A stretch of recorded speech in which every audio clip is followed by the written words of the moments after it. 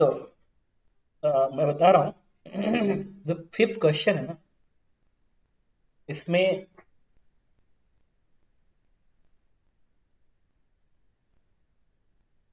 The energy of reaction lithium 7 plus proton to helium 4,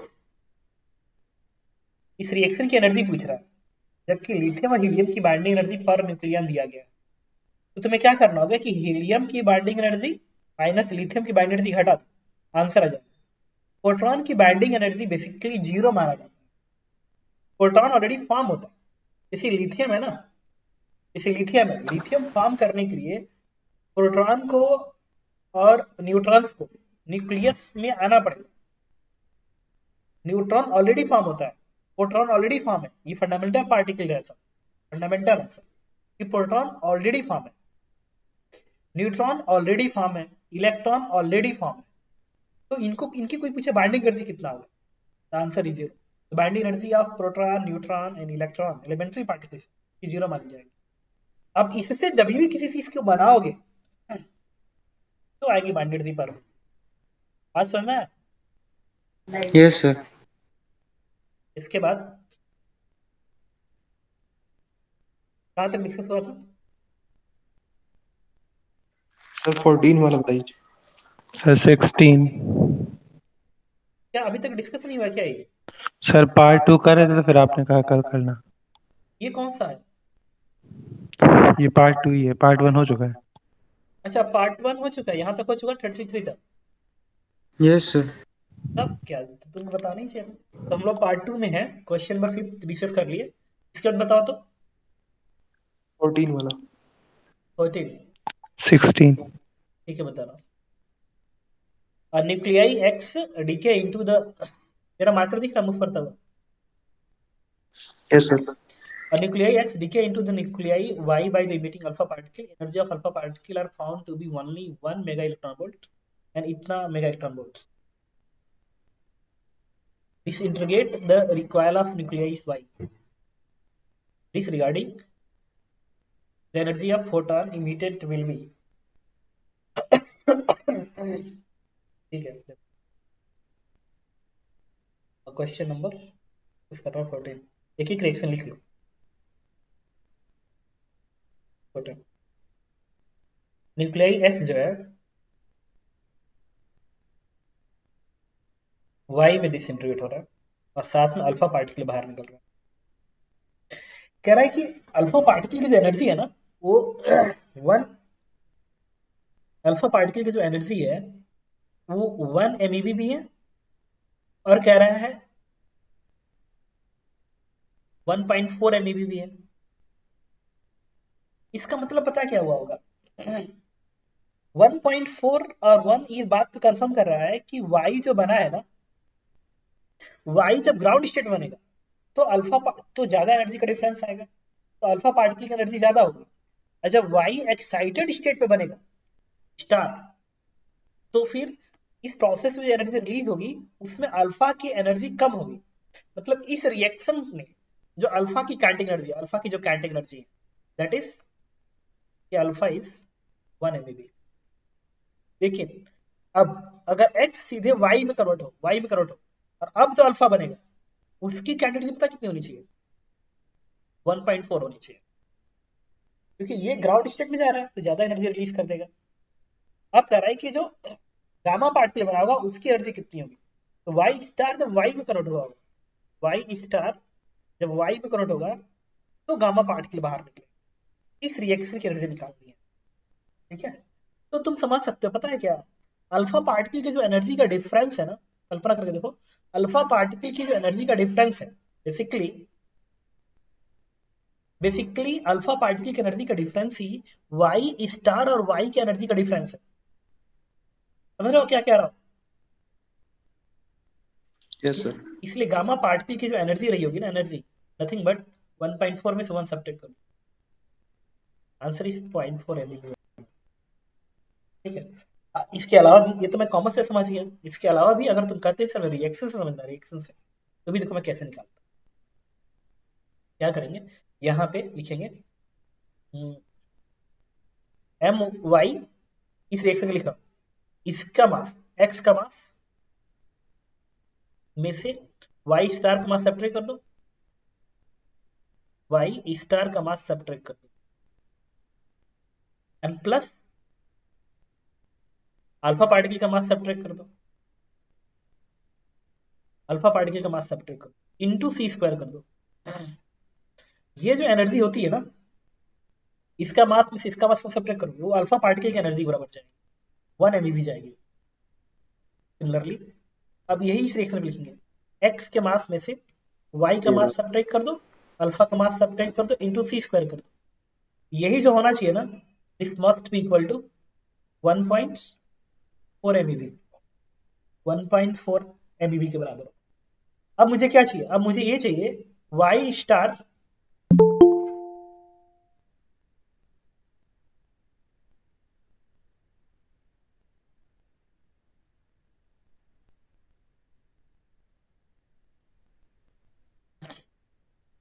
अब इस reaction से इस रिएक्ट मतलब ना, इस रिएक्शन को सब्ट्रैक्ट कर दो इससे, इस रिएक्शन को सब्ट्रैक्ट करना नीचे वाले में से, ये माइनस लगेगा, ये प्लस लगेगा, ये प्लस हो जाएगा, ये माइनस हो जाएगा, ये हो जाएगा M Y star minus M Y, ये तो कैंसिल आउट हो जाएंगे, into C square that is equal to 1.4 minus 1 that is 0.4 MeV। इतना आ गया। अब तुम मुझे बताओ, अगर इस रिएक्शंस में बात करो, इस रिएक्शंस में वाई स्टार का मास माइनस वाई का मास का जब डिफरेंस करोगे, सी स्क्वायर करोगे, क्या वाई की कैटेगरी बनेगी, energy of gamma particle 0.4 MeV। बात समझ में आई? Yes sir. ओके, के बाद question number 14 by 15 16 16. 16 a freshly prepared radioactive source of half-life 2 hours emit radiation of intensity which is 64 times the permissible safe level. The minimum time after which it would be possible to work safely with this source is freshly prepared radioactive material half-life 2 hours 64 times of permissible value. ठीक है, 64 times. एक company है जहां पे radioactivity 64 times है permissible value का, तो कितना समय वेट करना पड़ेगा कि वहां पे काम किया जा सके, ये क्वेश्चन में कह रहा है। देखो क्वेश्चन नंबर 16 में कह रहा है, तो इंटेंसिटी मान लो इनिशियल इंटेंसिटी आई नॉट है, ये नंबर ऑफ पार्टिकल पे डिपेंड करेगा। ये भी तो क्वेश्चन होता है, एन बराबर एन नॉट 1/2 का पावर टी अपॉन हाफ, ये होगा। इंटेंसिटी क्या है, इंटेंसिटी है कि यहाँ पे नंबर ऑफ पार्टिकल कितने निकल रहा है पर सेकेंड, या आप किसी मतलब स्पेक्ट्रोमीटर पे यूनिट एरिया पे पर सेकेंड कितना पड़ रहा है, इसी एन पे डिपेंड करेगा, एन पे डिपेंड करेगा।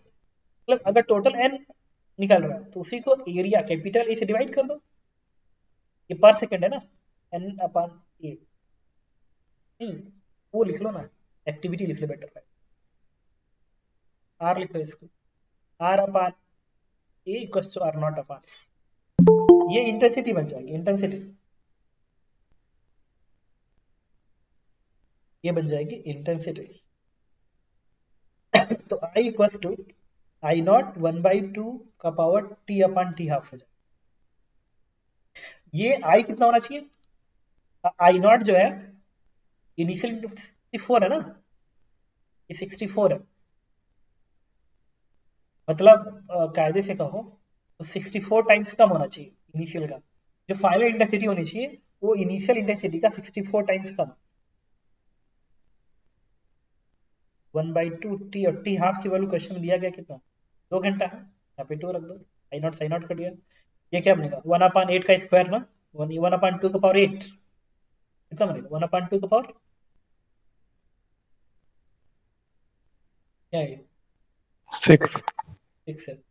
तो ठीक है, तो कंपेयर करते टी की क्या जाएगी, 12 आ जाएगी, this is the 12 hours, answer is 12 hours. 17 18 19 20 21 22, sir 20 और 21। Yes, sir. 20 and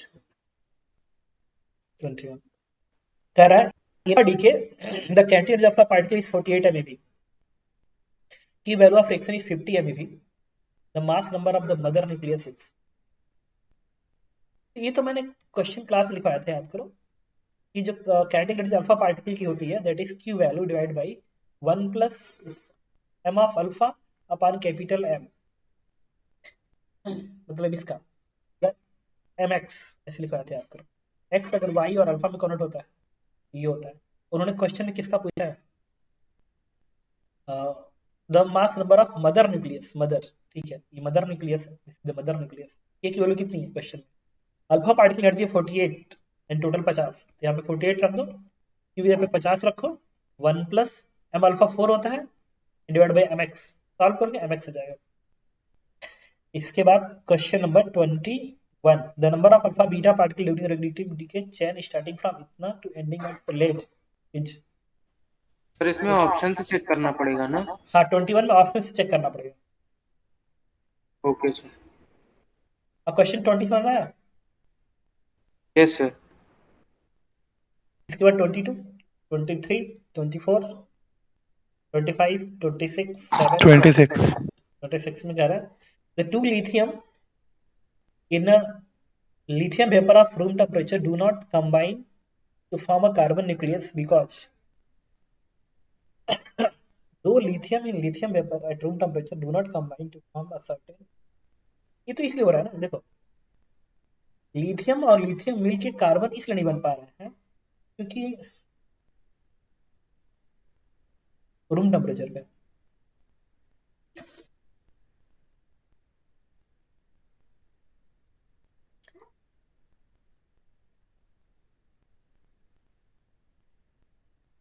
it is not energetic favourable. तो अगर बाइंडर पर न्यूक्लियन देखोगे एनर्जेटिकली तो फेवरेबल है। हाँ a lithium nucleus is more tightly bound than the carbon nucleus, lithium 6। लेकिन ये थोड़ा सा ये जो ग्राफ होती है ना बाइंडर दी per nucleon versus mass number graph, वो इस ऐसे कर्व नहीं होता, वो थोड़ा सा ऐसे ना अप डाउन होते हुए जाता है। तो हो सकता है कि लिथियम 6 की बाइंडिंग एनर्जी पर न्यूक्लियन ज्यादा हो और कार्बन 6 की थोड़ी सी कम हो सकता है, इसमें गारंटी नहीं है, तभी तो नहीं बन पा रहा होगा। Lithium nucleus is more tightly bound than the carbon nucleus. नहीं, carbon nucleus is unstable particle, is not energetic coverable, coulombic repulsion does not allow to, यही सही चीज है, ये पार्ट, ये सही, ये अप डाउन से हटा दो, तो जैसा बताया था वैसा ही है, ये समझ में आ गया, डी पार्ट सही है। एक्चुअल में क्या होता है कि न्यूक्लियर फ्यूजन करवाना है ना, न्यूक्लियर फ्यूजन करवाने के लिए लिथियम के न्यूक्लियस को लिथियम के न्यूक्लियस के पास आना पड़ेगा ना, तो पहले कूलम्बिक रिपल्सन काम करेगा, तो जब कूलम्बिक रिपल्सन खत्म होगा तब तो न्यूक्लियर डिस्टेंस के बीच में जाएंगे, तब तो आपस में कंबाइन हो जाएंगे। अगर मैं क्या कह रहा हूँ, पहले क्या है यस कि जैसे नहीं कहता न्यूक्लियर फ्यूजन में क्या होता है कि टेम्परेचर बहुत ज्यादा करना होता है, क्यों, ताकि वो एक दूसरे के इतना पास आ जाए कि वो फर्मी डिस्टेंस के अंदर आ जाए, जब फर्मी डिस्टेंस के अंदर आ जाएंगे तो फ्यूज हो जाएंगे, तब फ्यूज हो जाएंगे। समझ लो क्या बोल रहा हूँ। यस नॉर्मल टेम्परेचर पे यही दिक्कत है, नॉर्मल टेम्परेचर पे वो इतना पास नहीं आ पाते हैं कि वो फ्यूज हो सके, इसका बाइंड एनर्जी पर न्यूक्लियन से कोई लेना देना, इसलिए इसका आंसर इस D.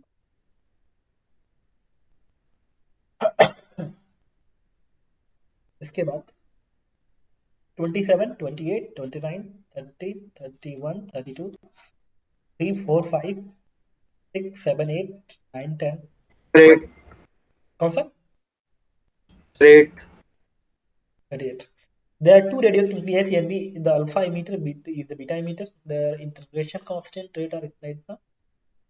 What would be the ratio of number of atom of the two at a time divided 0 so that possibility of getting alpha and beta particle are same on the, ठीक है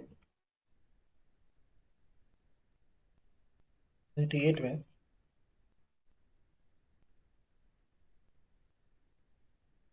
ए है B है, ये alpha D के कर रहा है, B beta decay को, इसके न्यूक्लियस मान लो एन है इनिशियल, इसके न्यूक्लियस एन भी है।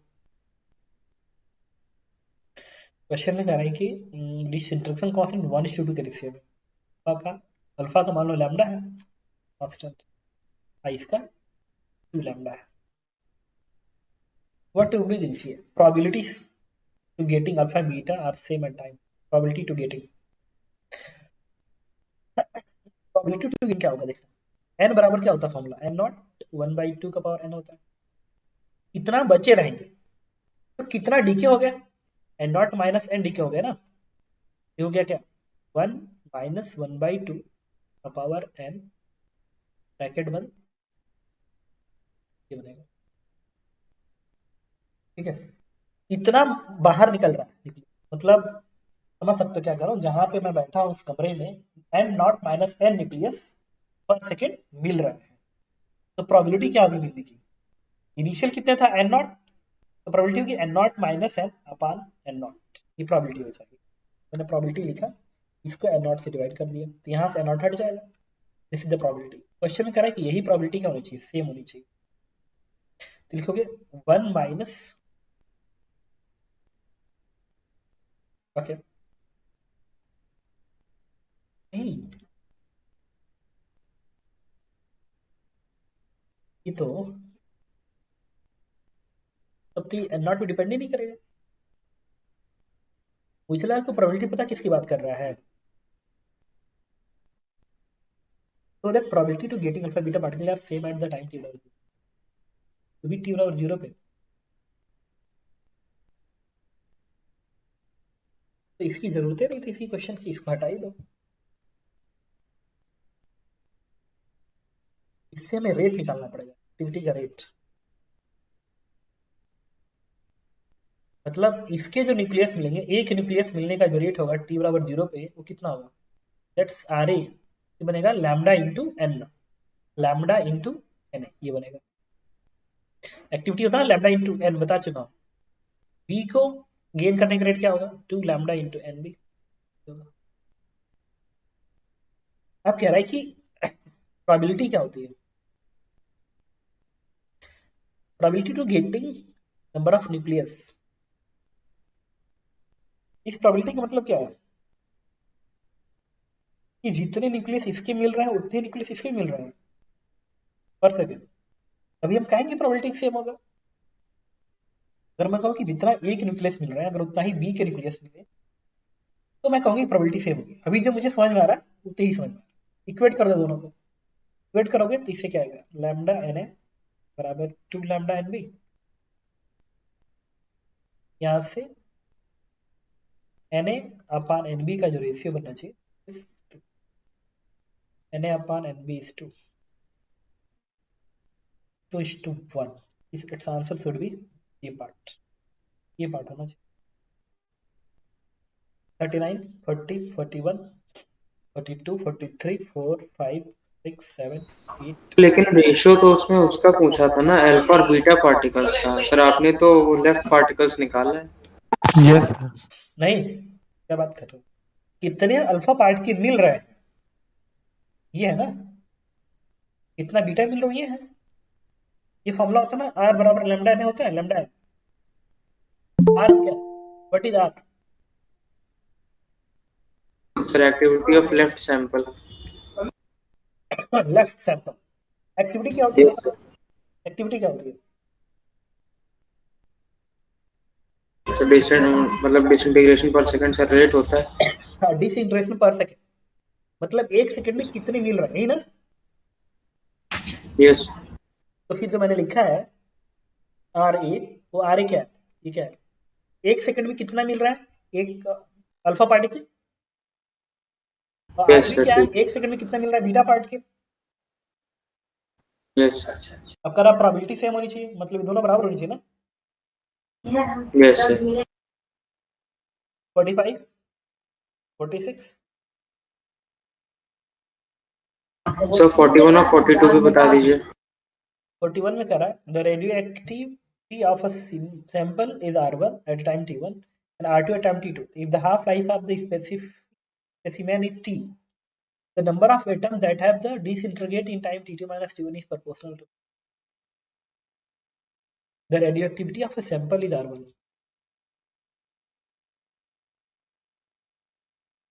at time t1.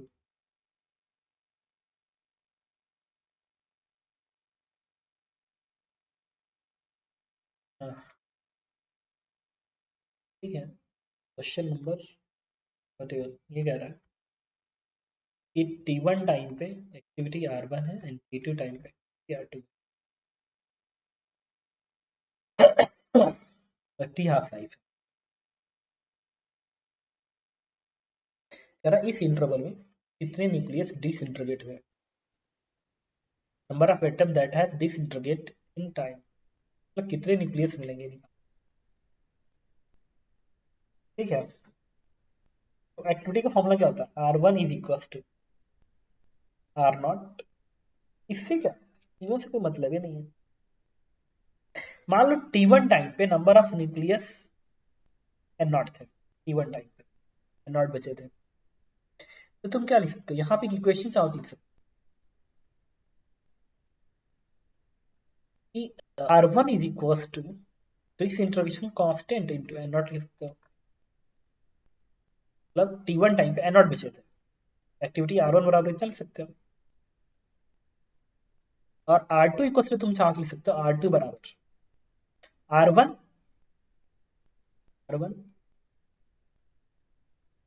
e to the power, e का मतलब हाफ लाइफ लिखना ना, 1/2 का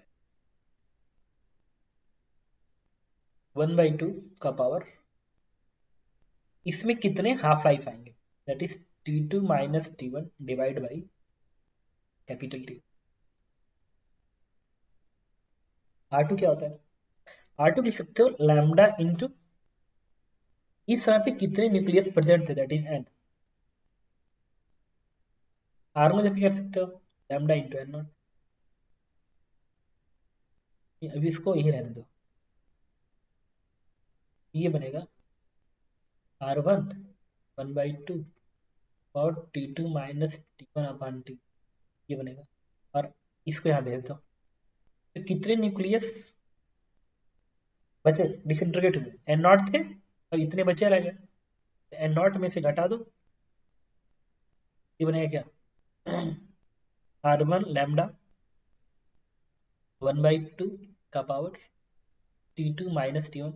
अच्छा, इसको मैं चाहूँ ना तो एक चीज और लिख सकता हूँ एक्सपोनेंशियल टर्म में, e to the power minus lambda into T2 minus T1, इस लैम्डा को इधर भेज दो, तो N0 इंटू लैम्डा R1 बन जाएगा,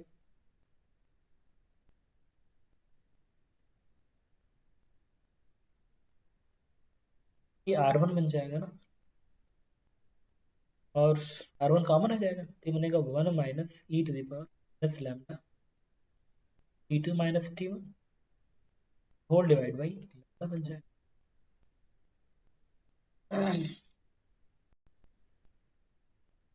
उन्होंने टू का है, प्रोपोर्शनल टू,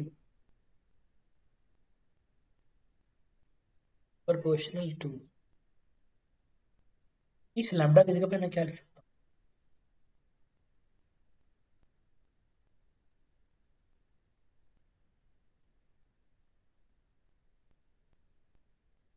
रुको यार, ये ज्यादा तो यहीं से समझ में आ गया मुझको, जरूरत ही नहीं थी, तुम्हें भी समझ में आ गया होगा। यहाँ पे R2 लिखो क्या, लैम्डा इंटू एन लिखोगे, तो कितने न्यूक्लियस डिसइंटीग्रेट घटा दो आपस में, इसमें से घटा दो, R1 माइनस R2 अपान लैम्डा, यही तो डिसइंटीग्रेट हुए, इतने ही तो डिसइंटीग्रेट हुए, और लैम्डा की जगह पे तुम लिख सकते हो पता है क्या, टी हाफ होता है ln2 अपान लैम्डा, तो लैम्डा इधर भेज दो, ln2 अपान टी बनेगा, तुम यहाँ पे क्या लिख सकते हो ln2 अपान टी, ये प्रोपोर्शनल किसके हो गया, R1 minus R2 into T के प्रोपोर्शनल हो, R1 minus R2 into T, answer is B part. Question number 42 बताना है। अरे ये समझ में आया 41। यस सर, आ गया।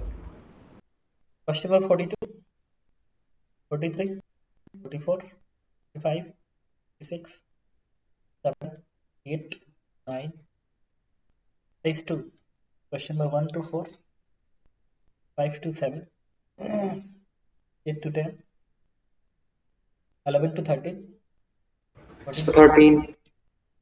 13. A nuclear transformation decay by इतना सर इसमें n क्या है? क्या? सर इसमें n क्या है?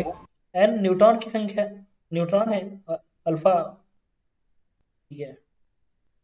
ये सर ये फॉर्म नहीं समझ में आया था कैसे दिया हुआ है। Nuclear transition is denoted by इतना to इतना, which are following nucleus of element X. एक न्यूट्रॉन निकला और एक अल्फा निकला तो ये बना, समझ रहे हो? तो मतलब है इस X से एक न्यूट्रॉन निकलता है और एक अल्फा निकलता है तो ये बनता है। बताइए X क्या रहा? बात समझ में आया? देखो नहीं समझ में आया? यस सर, तो X का मास नंबर आ गया सर। A है, समझ गए होगे। A में से एक क्या निकालो? न्यूट्रॉन निकालो। न्यूट्रॉन के निकालने से मास नंबर में घट कमी आती है, एक की, 10 कर दिया। अल्फा निकालोगे तो कितनी कमी आएगी?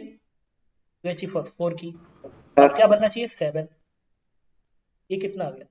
7, 12 आ गया ना, ये 12 होना चाहिए। Yes 14, yes sir. 14 तो तुम्हें याद करना पड़ेगा, आंसर इज 4। ये कर तुम्हें याद करना पड़ेगा। ये जो मैथ्स में आता है ना, वो जो बीच का होता है, एग्जैक्टली बीच, ये जो बीच होता है ना, ये कुछ इस तरीके से ग्राफ बनता है। ये number of beta particle emission का ग्राफ है। अल्फा बीटा गामा का सब ग्राफ यही बनता है, versus it's energy, beta energy, graph यही बनता है। ये थियोरेटिकल फैक्ट है, तुम्हें याद करना। सर पिछले वाले क्वेश्चन का आंसर बी दिया हुआ है, मतलब वही बोरॉन दिया हुआ है। तो न्यूट्रॉन के निकलने पे एक न्यूट्रॉन ने एक अल्फा निकला, तो न्यूट्रॉन निकलने तो मास नंबर में कितनी कमी आती है?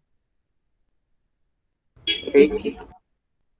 अल्फा निकलने से 4 की कमी आएगी, तो 7 बनना चाहिए, 12 होना चाहिए। और प्रोटॉन में देखो तो एक्स का मास नंबर मान लो, एटॉमिक नंबर जेड है। न्यूट्रॉन निकलने से कमी होती है क्या? अच्छा, ये तुम्हें समझना ही पड़ेगा कि ये क्या असर पड़ेगा। ये गलत हो गया, क्वेश्चन में गलत बता दिया। देखो बेसिकली क्या होती है, न्यूट्रॉन डीके में क्या होता है? न्यूट्रॉन बेसिकली जब इसमें कन्वर्ट होगा प्रोटॉन में, अल्फा नहीं यार, अल्फा डीके है, ये न्यूट्रॉन डीके है। न्यूट्रॉन न्यूट्रॉन कैसे डीके करेगा?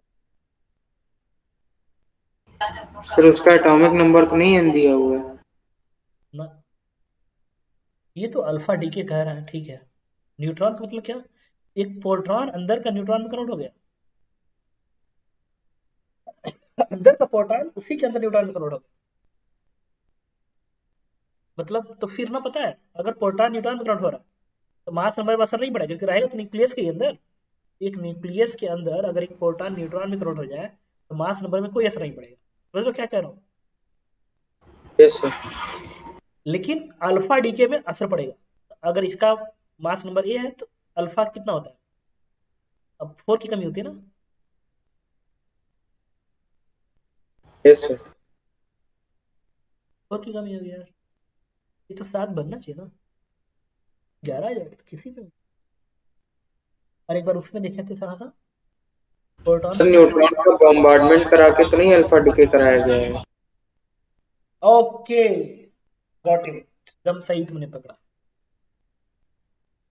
यही सब तो प्रॉब्लम है स्टेटमेंट का।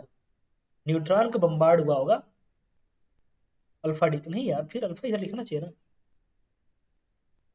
सर हो सकता है कोई नोटेशन का तरीका हो। नहीं भी तो सब अल्फा लिथियम में अगर इधर न्यूट्रॉन लिखोगे, इधर क्या लिखोगे? अल्फा। तब प्रोटॉन संख्या इक्वेट कर दो, यहाँ का ए है, मास नंबर ए है, न्यूट्रॉन का मास नंबर 1 होता है, लिथियम का मास नंबर कितना है? 7, अल्फा का मास नंबर क्या होता है? 4 तो 4 ये 10 आ जाएगा लेकिन। ये सर आ गया। और एटॉमिक नंबर कन्वर्शन लगाओ, इसका एटॉमिक नंबर जेड बनेगा। एन का एटॉमिक नंबर होता नहीं है, लिथियम का एटॉमिक नंबर क्या है 3 है, अल्फा एटॉमिक नंबर 2 होता है, तब यही है, दैट इज 5 बी पार्ट। ठीक है, वो अल्फा न्यूट्रॉन को बम्बार्ड करके अल्फा डीके करा। 15 16 17 18 19 20 21 22 3 4। Sir 24 The speed of daughter nucleus is speed of daughter nucleus is 1 second रुक तुम लोग। सर वो पैराग्राफ क्या कह रहे थे? तो मैं कह रहा था कि पैराग्राफ बेस्ड क्वेश्चन है। ओके, कह रहा है कि द न्यूक्लियस इतना is rest decay to two daughter nucleus of equal mass m by 2 each, speed of light is c। देखो, the nucleus of mass m plus m, ठीक है। 24 4 के लिए एक न्यूक्लियस है जिसका मास है m plus del m,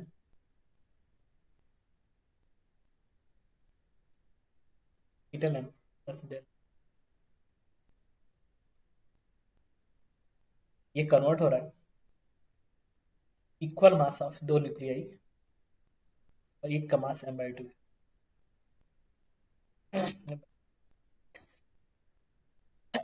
The speed of daughter nucleus is, और इनिशियली ये रेस्ट में डॉटर न्यूक्लियस का, रिएक्शन की क्यू वैल्यू निकाल लो। इस रिएक्शन की क्यू वैल्यू जो आएगी ना, the Q value is nothing but delta M into C square बनेगा ना। इसके मास इसका मास हटा दो, इतना बन गया। और इसलिए अगर ये रेस्ट में है, अगर ये रेस्ट में है तो ये जो दोनों न्यूक्लियस है वो दोनों एक दूसरे के अपोजिट डायरेक्शन भागेगा, एक इधर भागेगा एक इधर भागेगा, दोनों का मोमेंटम एग्जैक्टली सेम रहा, तभी तो नेट मोमेंटम का सब जीरो होगा, क्योंकि रेस्ट में है। तो इतना तो कंफर्म है कि जो कैटेगरी एक की होगी वही कैटेगरी दूसरे की होगी, दोनों की कैटेगरी सेम होगी। तो के की वैल्यू क्या आ गई, half delta M into C square divide by 2, ये कैटेगरी आ गई। पूछो speed of daughter nucleus, daughter nucleus की स्पीड बताइए। एक कैटेगरी है ना, इसमें क्या लिख सकते हो, हाफ एम भी स्क्वायर लिख सकते हो, और मास क्या है इसका m by 2, एक न्यूक्लियस का, तो इससे कैंसिल आउट हो जाएगा। इससे भी की वैल्यू क्या आ जाएगी, इससे भी की वैल्यू आ जाएगी दैट इज 2 सर वो delta M C square by 2 के आगे क्या लिखा हुआ है? डेल्टा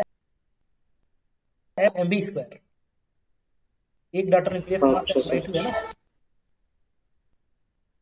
समझ रहे हो? यस बस 2 इधर भेज दो तो 2 del M C square root बनेगा। सर आपका फेस सामने आ रहा था ना, मेरा सर आपका फेस सामने आ रहा है जो भी लिखा अब हुआ।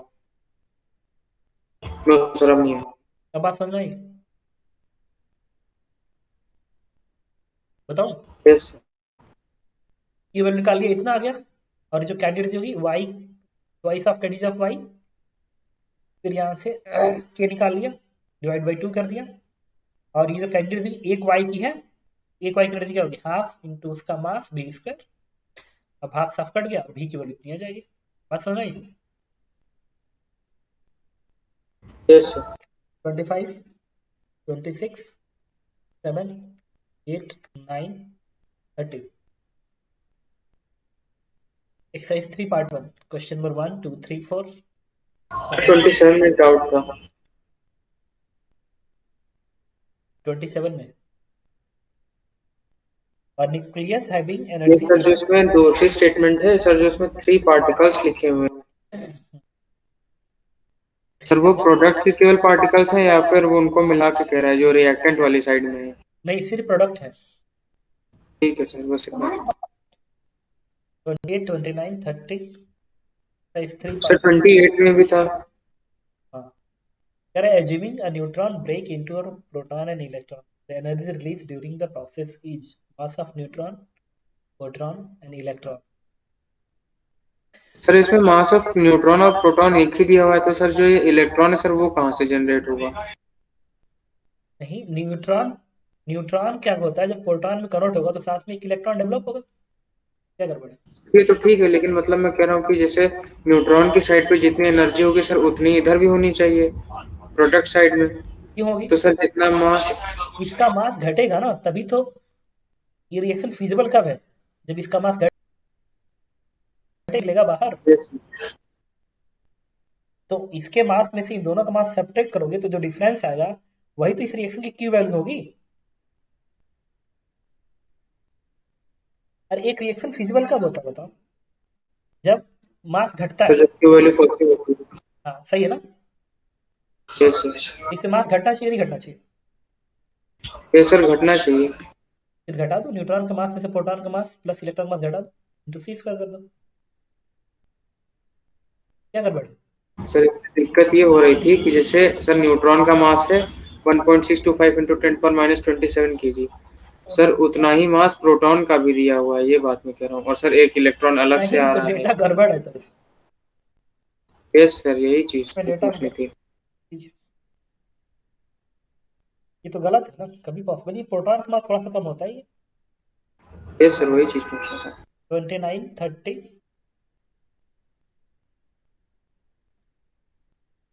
5 6 7 8 9 10। 9। नाइन्थ क्वेश्चन जो है, ये तो क्वेश्चन एक बड़ा सा क्वेश्चन मैं तुम्हें अलग से भेज दूंगा, देख लेना, ठीक है?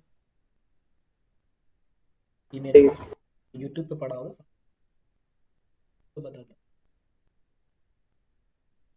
दूसरा क्वेश्चन तो पूछो, मैं उसको भेज दूंगा, ठीक है? फिर इनके बाद पार्ट 2 क्वेश्चन नंबर 1 2 3। फर्स्ट वाला। कौन सा?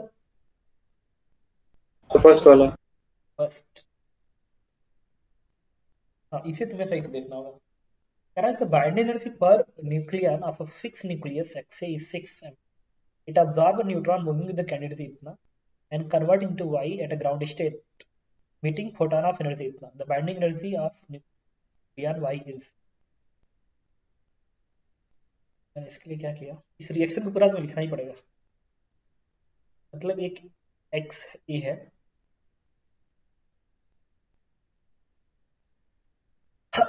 अब्जॉर्ब न्यूट्रॉन, न्यूट्रॉन को अब्जॉर्ब करता है,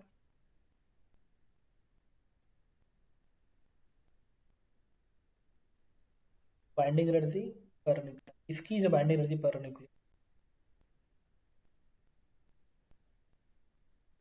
न्यूट्रॉन की जो कैटेगरी एनर्जी है,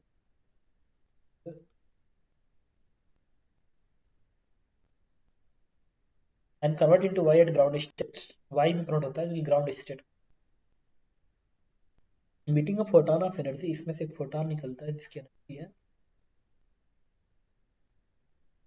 the binding energy per nucleon of, इसकी बाइंडिंग एनर्जी पर न्यूक्लियन मान लो बी के बराबर है। तो ये ए है, ये 1, तो मास कंजर्वेशन का तो ये बनेगा ए प्लस।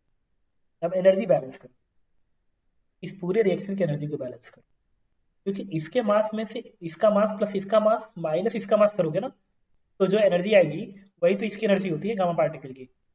बेटा एनर्जी बैलेंस कर देखो।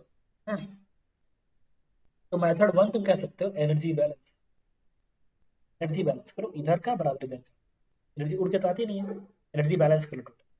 यहाँ की मास एनर्जी क्या होगी, M x into C square की एनर्जी होगी, न्यूक्लियस की एनर्जी प्लस न्यूट्रॉन की एनर्जी क्या होगी इंटू न्यूट्रॉन के मास का टी स्क्वायर, प्लस इसके पास काइनेटिक एनर्जी कितनी है, 2 के बराबर काइनेटिक एनर्जी भी है, इसके पास मास एनर्जी इतना, इसके पास काइनेटिक एनर्जी 0, इसके पास मास एनर्जी इतना, इसके पास काइनेटिक एनर्जी इतनी, इज इक्वल टू इसके पास mass energy M M Y into C square, इसके पास काइनेटिक एनर्जी तो है नहीं, प्लस इस फोटॉन के पास मास एनर्जी होती नहीं है, बस एनर्जी है 1।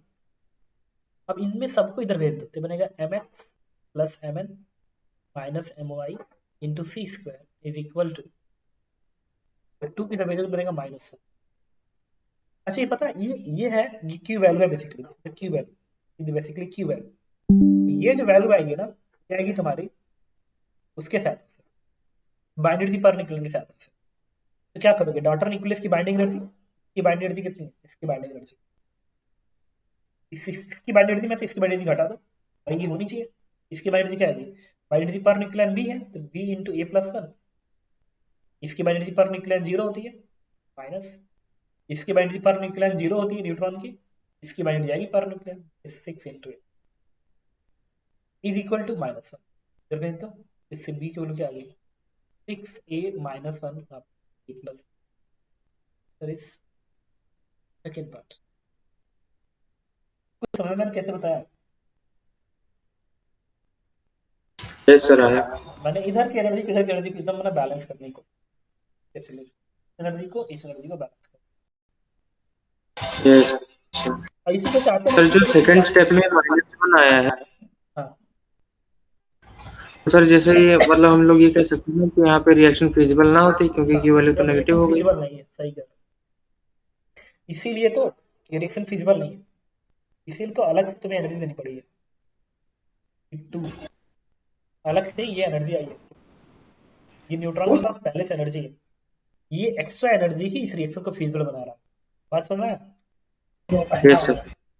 इसके बाद क्वेश्चन नंबर 2 3 4 5 6 7 6 नंबर 6 कह रहा radioactive element thorium can undergo alpha beta decay by disintegration with the half life T1 T2, then the half life of thorium is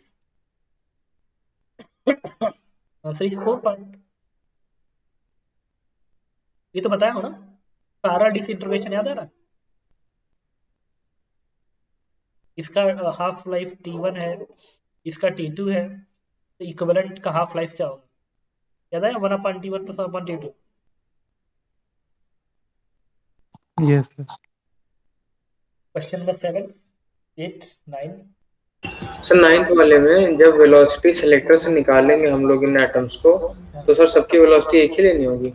नहीं, इसमें लिखा होगा तब तो, a positron singly ionized atom are passes atom which means one after other not at the same time through the velocity selector then enter uniform and velocity selector।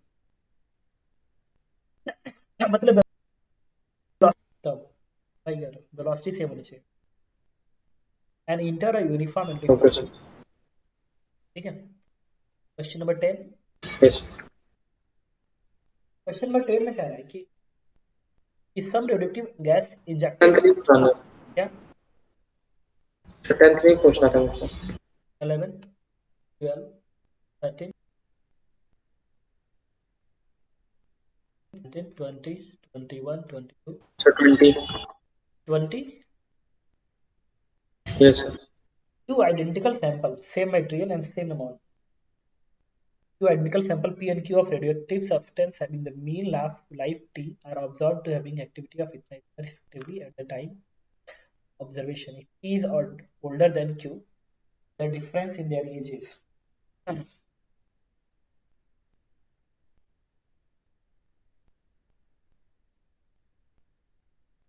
two identical sample P and Q of radioactive substance have a mean life is T are observed to have the same activity AP and AQ at the time of observation.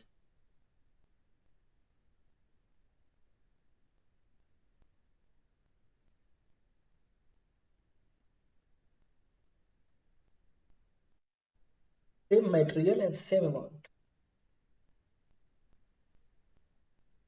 Two identical samples, same material and same amount.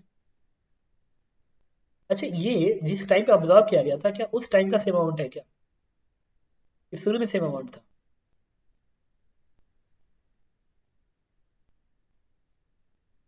Sir at the time of observation लग रहा था मुझे।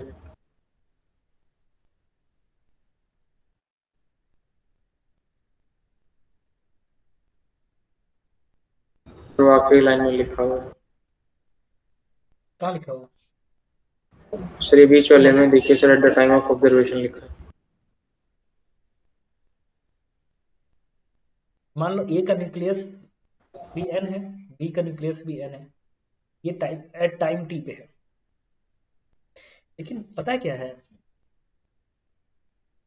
अगर मान लो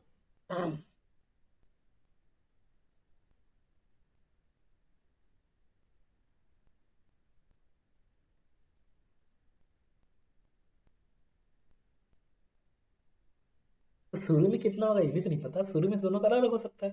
T बराबर 0 पे इसका मान लो n1 हो,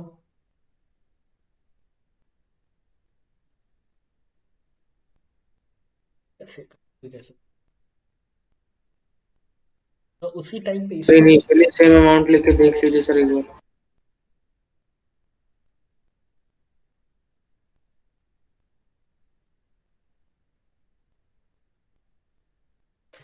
इडली मान लो ये टी बराबर 0 पे है, उसका न्यूक्लियस की संख्या n0 था, और एक का जो टी बराबर 0 है वो शुरू हो रहा है टी बराबर t0 पे, उसके नंबर ऑफ न्यूक्लियस n0 है। तो शुरुआत में इसके भी n0 थे, इसके भी n0 थे, तो दोनों के एज का जो गैप है हमेशा t0 ही रहेगी। समझ सकते हो, एक बच्चे का जन्म आज हुआ और एक बच्चे का जन्म आज के 1 साल बाद हुआ, तो उसके बाद तुम किसी भी साल में जाओगे दोनों के बीच का गैप 1 साल ही रहेगा ना। यस। हाँ, तो अब ऑब्जर्व किया तुमने टाइम, ये t1 टाइम पे, अब ऑब्जर्व किया तुमने t टाइम पे, तो पाया कि इसकी जो एक्टिविटी है AP है, इसकी AP है, AQ है, and P is older than Q। P ये P है, P ज्यादा ओल्डर है, the difference of their age. अब हमें t0 निकालने की जरूरत है। तो t टाइम पे इसकी जो मटेरियल सेम है, सेम मटेरियल है, डिसइंटरेक्शन कांस्टेंट इसका भी लैम्डा है। एक्टिविटी क्या होती है, एक्टिविटी होगी तुम्हारी इस यहाँ पे कितने न्यूक्लियस प्रेजेंट है, लैम्डा इंटू एनपी, इसका होगा लैम्डा इंटू एनक्यू। अब ये निकाल लेंगे एपी बराबर लैम्डा इंटू एनपी। एनपी कितने प्रेजेंट है टी टाइम, इसको लिख सकते हो N not into E to the power minus lambda into T पर, टाइम का डिफरेंस 0 से टी के बीच का टी बनेगा।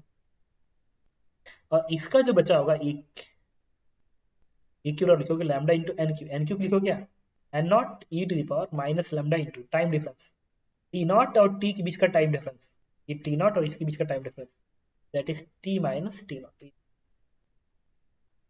अब क्या करो, इस इक्वेशन को इससे डिवाइड कर दो, तो बनेगा A P upon A Q equal to, ये इसको कैंसिल आउट कर देगा और ये इसके ऊपर जाएगा तो बनेगा E to the power minus lambda T plus बनेगा लैम्डा टी माइनस इसके साथ क्या हो जाएगा, क्या बनेगा बताओ, क्यों माइनस लैम्डा टी नॉट बनेगा लैम्डा माइनस, सर माइनस है। सही है, यस सर। क्योंकि ये ऊपर जाएगा तो माइनस लैम्डा टी प्लस बनेगा, ये माइनस माइनस प्लस थे माइनस, इसे कैंसिल आउट। अब दोनों तरफ लॉग ले लो तो बनेगा L N A P upon A Q plus lambda T, एक टी की वैल्यू आ जाएगी 1 upon lambda L N Q upon, तो ये है। अच्छा मीन लाइफ 1 अपान टी है ना, तो ये बन जाएगा मीन लाइफ में कन्वर्ट कर दो इसको, ये बन जाएगा T is equals to capital T L N A Q upon A P upon A Q T ऊपर पी अपान ए, सर इस फोर्थ पार्ट, ठीक है। सर सेकंड पार्ट है उसमें एलएन नहीं है, क्या तो सेकंड पार्ट होगा आंसर। सर लॉग नहीं है वो वहाँ पे सेकंड फोर्थ में। क्वेश्चन नंबर 21 ये समझ में आया ना मैंने क्या बताया? Yes sir. Question number 21, 22, 23, 24, 5, 6। Sir 26 में कैलकुलेशन बहुत लंबा था सर, उसके लिए कैलकुलेटर चाहिए था। तो सर ऐसे क्वेश्चन एग्जाम में भी देखो तो ऑफ कोर्स चाहिए। तो सर ऐसे एग्जाम नहीं आएंगे। नहीं आएगा, पॉसिबल ही नहीं। ठीक है।